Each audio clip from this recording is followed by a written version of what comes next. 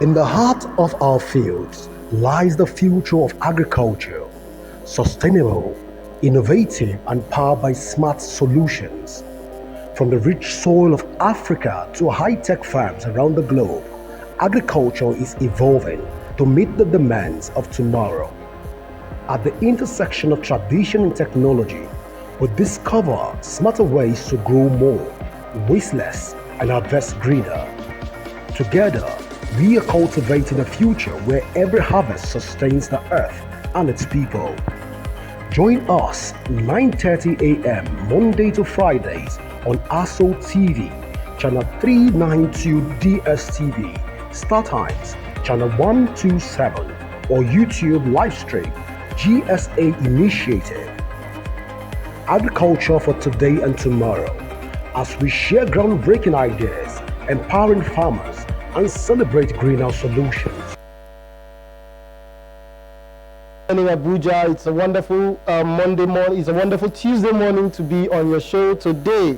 This is Agriculture for Today and Tomorrow, where we promote smart solutions for greener harvest. Remember, this is a media for agricultural production of GSAI, that's Growth for Sustainable Agriculture Initiative.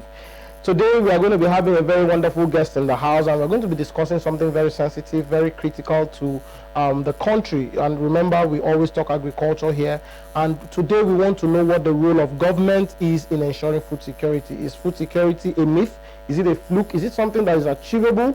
With the rate of inflation going on in Nigeria, with the rate of banditry and all the other negatives that you hear about, is it something that can we still achieve food security, or we have to continue depending on foreign aid and all of that? And those are the conversations we'll be having here today. It's going to be a very, very wonderful time. So without wasting much time, I just want to go ahead and introduce our very, very amiable guest in the house, expert in the making, and is someone that we have known for a long time in the youth development space, economic development, and all of that. And today we are pleased to have Charles Olufemi Folaye. He is the project coordinator of the Green Money Project, which is a presidential initiative for the empowerment of youth in agriculture. That's a very, very steep one, a presidential initiative for the empowerment of youth in agriculture. Welcome, Mr. Folaye. Thanks, thanks for having me. Yes, thanks for coming around.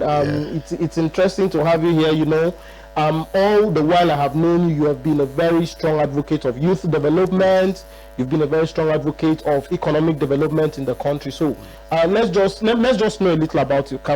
Let's meet you. Well, Charles Olufemi is my name, as you already mentioned. I'm in the youth development space. Over the years, I've been here, served as technical assistant in the presidency, in the youth and student affairs. In between 2016 to 2019. Subsequently moved to work with the African Union Economic, Social and Cultural Council, as well, in the desk of youth development.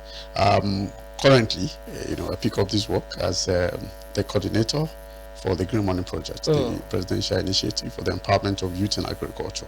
Just as you already mentioned, youth development has been my space. I believe that without youth, we'll have every other challenges in the society. Just like somebody will say that without agriculture, any other thing can work. So for me, this is my space. I believe in young people, and I'm doing it with their alone. Excellent, excellent. Before we delve into the core of our topic today, youth, you've been in the youth space, and today you're project coordinator of a presidential initiative on youth empowerment in agriculture. So how I want you to put the youth of Nigeria side by side with the agricultural development, and do they marry? Do you think that those two sectors can actually come together? Yeah, well, that's interesting, because the challenges we have at the moment is that the young people have not seen agriculture as a means of livelihood. They have not seen agriculture as one of the best way of having sustainable wealth and job creation. So basically, because there is a little knowledge of understanding of agriculture, because what you don't know, you can't understand, and what you don't understand, you can't, take needed action on it. So the way you understand something, the way you respond to it. We will also take fact that agriculture itself needs to have improvement in terms of practices. Looking into developed country and how agriculture is being practiced. So essentially, what you are doing is to bridge this gap first, change the perspective of the young people. I mean, and their perception introduction to agriculture itself. You know, let them see it as what it is, because understanding that the major way of living, which is food and of course medicine, are practically drawn from agriculture. So if they have this understanding, you know that, oh, thanks to those who are involved in agriculture, because if they are not involved, we will not be having food. If they are not involved, we will be having challenges with our medicine, you know, and drugs that people use, and that is going to make them marry the current challenges we have in the country. While there are other issues, you know, affecting agricultural production in the country, and of course distribution and the rest of the value chain development, the essential, one of the major part of it is that the population of the young people that are very large in the country, majority of them share no interest in agriculture for one reason or the other. Of course. So yeah, sorry for cutting you, because you know that is, you know, we know this thing, that the young people do not really share that enthusiasm, that interest in agriculture, and I'm happy to having you as a guest, because I'm sure that we'll be able to balance how we can bring them in. So we'll now delve into the core of it. So now that, thank God, you are in government, this is a presidential initiative, so I'd say, I'd rightly say you're in government. So now the question is, what is the government doing to now having identified, having seen these challenges of bringing this youth? Because I'm talking based on the fact that you're a project coordinator of a presidential initiative for the empowerment of youth in agriculture. So what are you doing differently to ensure that these youth can actually be incorporated into agriculture? Right, thank you. First is that we have to learn from the past, which is what we are doing essentially. First, when you look at the agriculture in Nigeria, you will agree with me, a lot of funds has been put into agricultural development. You know, a lot of engagement has been done in the past, both from the government in the country, international organizations, donor agencies, and development partners. Has put a whole lot into agriculture. But what you see people tell you is that we are not getting the commensurate results of those efforts put into agriculture. Then the question is why? So it is the why part of what we are trying to address. You will agree with me that we can't shy away from corruption involved in the implementation of a lot of these agricultural activities. So what are we doing differently is to drive the implementation and the support for young people in agriculture based on data. So first is data. We want to be able to have data of young people practicing agriculture. And like we have mentioned in some of our engagement, the Green Money Project is started by putting up a website for young people to register.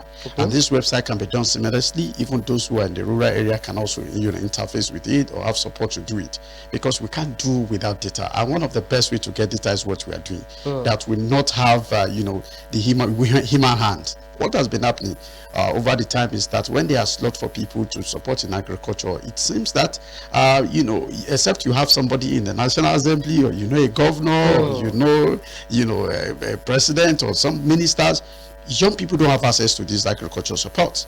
So it's like these are meant for some people. So we're trying to first eradicate that by letting them have access to young people, the data of young people who are interested in agriculture and who are practicing it, that need support. And in the registration, there are a lot of questions that are thrown to them, so they can answer and give us details of where they are.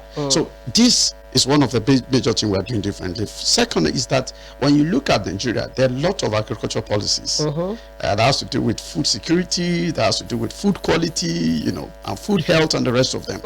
But the gap is the implementation of those, policies. So we have taken a holistic look at those policies, and we have also spread our tentacles, engage with those who are saddled with the responsibility.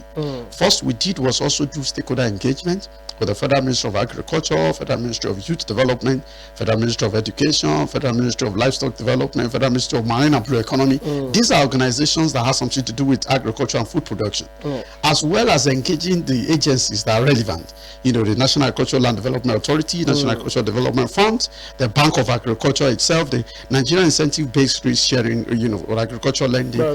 NISA. So a whole lot of them, we have had meetings and look at the loopholes of what we need to address in implementing this project. Mr. President, as a proactive president, even before he was elected, in his manifesto, has drafted all of these we're implementing in his manifesto. How to encourage young people, increase the number of farmers, and empower them to be able to produce food in quantity and quality. So this is basically our focus. And the young people that are not interested in this agriculture, to say they are the major people that can drive it. you know, anything young people are involved in, trust me, you're going to get good results. Of course. What we are doing is to give them appropriate directions, training, and empowerment in the way that they will go into agriculture seamlessly. Of course, introducing serious mechanized, you know, farming, digital technology, you know, and the rest. You've already even jumped into my next question, because now on paper this is very beautiful. The way you've said it, and it shows that you've taken into consideration data, historical lessons, and you're really intentionally trying to do something differently. But so let us even understand. Paint us a picture. What is the Green Money Project? Okay, so if you look at it, first, it's good to share the history of what is a Green Money Project. People ask, what is green money? The young people, everybody, you're on the social media, you're on the internet searching for white collar jobs. But little do people know that there are blue collar jobs, there are green collar jobs. Agriculture falls in between the blue and green collar jobs because it combines the management of natural resources with also climate, management. However, Nigeria itself as a country start making resources from agriculture, such that our green, white, green design, the green part of it is agriculture. So that takes you to what we are talking about. Green money. This has resources. The cocoa house was built with green money. All right. The pyramids, granite pyramids in the north, the rice that have been produced across the north and south, a whole lot of this, aquaculture, and fisheries, as well as livestock development. These are green money. These are activities that gives you the green money. It encompasses all of that from the green. So let people understand. So what is it? Is that, like is a presidential initiative. It has been initiated from Office of the SA to the President on Agriculture, and of course in collaborations with all of those ministry and agencies I've mentioned. We have formed a team of this, and of course they have gotten presidential support and presidential directive to be implemented. And that's what we are focusing on. The focus of it is to, train and empower young people in agriculture. And of course, the first stage of it is to attract them in the first place. Then train, So what we are doing essentially, the Federal Ministry of Education has approved a number of schools as pilots to implement this project. So we have a number of technical schools, colleges to use their lands, which are controlled farmlands, for the training of the young people in this agriculture, as well as a number of universities, are being used. So the essential of it, first, our implementation goes into that school, enroll young people, deploy them, apportion them, in a size of farms, give them. So let me cut you a bit, because I remember back in the day, all those lands, especially school lands, were apportioned to teachers and staff in the school. How are you going to do with them? Before you continue on the process of the. You see, when you look at it, I don't want to mention specific university, but I will tell you that there are universities in Nigeria that have 2,000 acres of land within their premises. Wow. There are 1,000 plus acres of land within their premises. So, and they are unused. So it is not that they are currently used. So what we're trying to do is to, help in the area they need help, which is land clearing first. And of course, give these things to people that need it. So it's not just land clearing. You do land clearing, all right? Of course, where plow are needed, where regions are needed, that will be handled. And people have this portion of land to produce. After the end of the days, we are all the stakeholders in the production. So we will take and look at what we have done. First, it must be profitable. So when you put the factors of productions into place, you must realize profit. So what we are doing is to train the young people on practical farm, not just stays and say, oh, this is how they do it. You have to do it and people see. Learn on the job. So this training is to train young people on the farm. So, and that's what we're doing. That's all the first thing is for us to have the land. And of course to partner or to work with all organizations that are relevant in terms of land clearing, in terms of irrigations, in terms of input support, in terms of implement, and the rest of them. So that we have been able to balance. And that is essentially what the Green Money Project is all about. Wow, that's interesting. So you mentioned that you have a website where young people that will be trained are registering. What's the website? The website is thegreenmoneyproject.ng. Has it been launched? So and people can register now. More than let me let you know that more than 500,000 young people have applied already, and it's still open for people to apply because we need more young people to get involved in agriculture. And let me say, we are empowering young people in the whole lot of value chain of the agriculture, not just go to farm and plant crops. Okay. We're also engaging them in livestock development, like I said, which is of course either poultry, your animal husbandry, and the rest of them. We're also engaging them in aquaculture and fisheries. So in all of this, the whole value chain is... The whole value chain, not just the production now. We are engaging some of them in processing, some of them in packaging, some of them in storage, some of them in distribution, and some of them even in export. Because agriculture itself is a whole of value chain, and they need to see the end of it. Let them see the value of what you're having. You just see cassava in the farm or see corn, it ends there for so many people. They don't know that the same thing you have seen in the farm and you just take away your hand is what you are going to that eatery, where you are going to that place to buy, that has been converted into something and that people are buying. So we're letting them see that value chain. Let them see where is the money in agriculture and sustain them, because I've not given the details of how the training will run, right? But the training itself is not just training. After training, what else? We also establish them. And what we are doing differently, the sustainability plan of the project. So we establish them after training, and this training is cool. So it is not just because you are registered for training, you will then make it and be empowered. We are following up to ensure that anybody who is engaged in the training is following up the steps. It's going to be a precision farming system where you follow it step by step to achieve your results. So along the line, if you don't participate very well, so it is not everybody that engaged that are going to be graduated from the scheme and then be empowered. But assurance is that after that you'll be empowered. And what we are doing differently is we are linking the farmer with off-takers. So you already know what you are producing and who is taking it off from you. And these off-takers can, possibly even give upfront funds for the farmer to do what he needs to do because they have taken from him. So there's no stress of, I don't have money, I could have done this.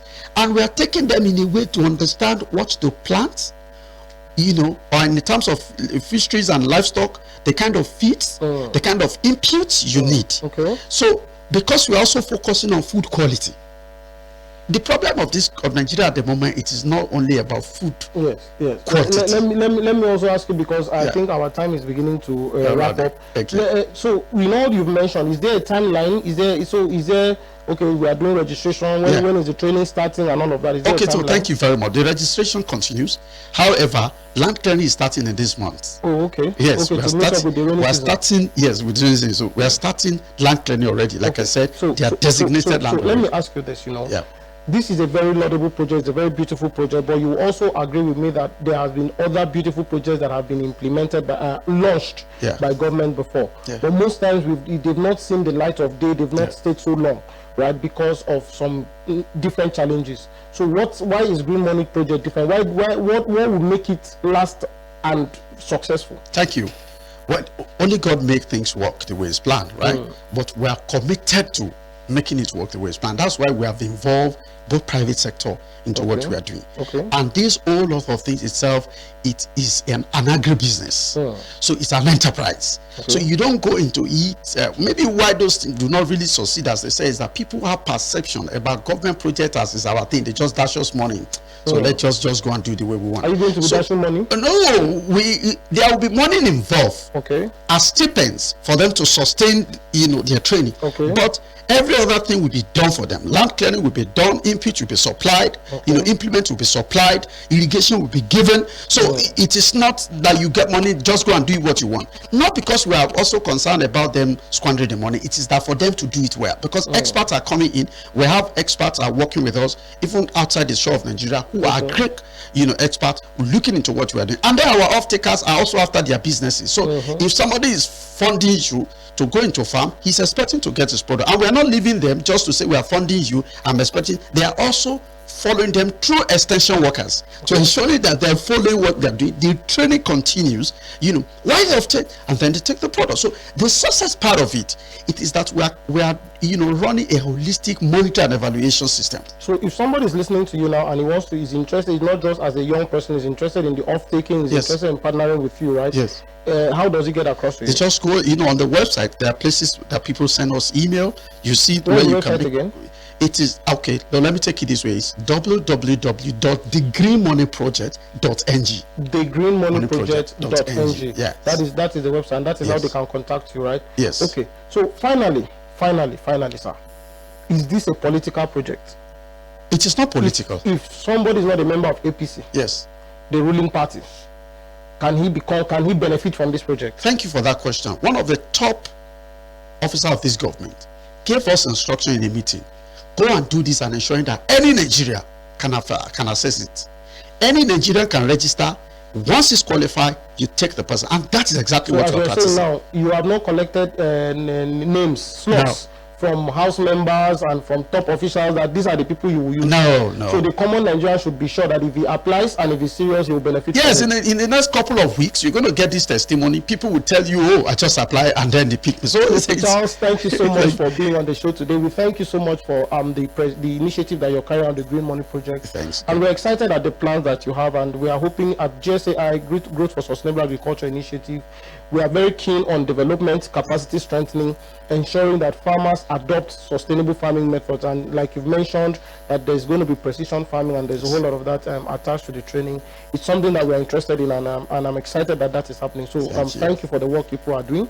And I'm sure that even on our end, we'll also monitor and follow up to also report to the Nigerian people the progress, to see how we are producing what we eat. So any final words before we call it a wrap? Well, my final word to young people is to know that the issue of unemployment, the issue of food insecurity we have in Nigeria, and a whole lot of things can actually be addressed by us. What we need government to do is what the government is doing: put in place right policy, give us the environment that is good, and give us the support that we need. And of course, monitor us to ensuring that we implement those things the way it should be. And this is what the government is offering us. Young people outside there today should know that this is not the time to talk about there is hunger. This is the time to address it. Talking will not address it. Going into it, participate in government plans for you to produce food, and let us have that food sufficient as a country. A country that feeds itself, it is only a country that is sustainable and can call prosperous country. Thank you. Well, Nigerians, you've heard it for yourself. The Green Money Project, a presidential initiative on empowering youth in agriculture, is on the go. Registrations have started. Over 500,000 Nigerians have registered. If you have not registered, I think you should be part of that. And you've heard it all. And I believe that Nigeria will get it right someday. That is all we'll be taking today on growth on agriculture for today and tomorrow. And I hope you have learned something, and I hope to see you in the next episode. Daniel Black is my name. See you next time. In the heart of our fields lies the future of agriculture, sustainable, innovative, and powered by smart solutions. From the rich soil of Africa to high-tech farms around the globe, agriculture is evolving to meet the demands of tomorrow. At the intersection of tradition and technology, we discover smarter ways to grow more, waste less, and harvest greener. Together, we are cultivating a future where every harvest sustains the earth and its people. Join us 9:30 a.m. Monday to Fridays on ASO TV, channel 392 DSTV, Star Times, channel 127, or YouTube live stream GSA Initiative